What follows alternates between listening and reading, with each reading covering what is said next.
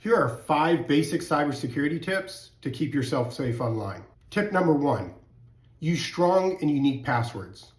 Avoid using a password that has any association to you, and avoid using password variations across different accounts. Tip number 2, enable multi-factor authentication or two-step verification.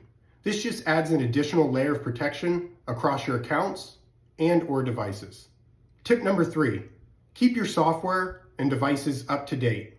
Every day, security researchers discover new vulnerabilities associated with devices and software. By keeping it up to date, you ensure that you have the most recent security patch available. Tip number 4, avoid clicking any suspicious links or attachments. Threat actors or hackers will commonly use these to gain access to your devices or accounts. Tip number 5, I always recommend avoiding using public Wi-Fi.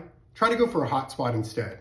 But if you absolutely have to use a public network, like at Starbucks or something else, I strongly encourage that you use a VPN or virtual private network. It just helps further enhance your security across the board. What I normally like to say is if it looks suspicious, sounds suspicious, or acts suspicious, it probably is suspicious. Thanks for joining me on Exploit Security. Stay safe out there, and I'll catch you in the next one.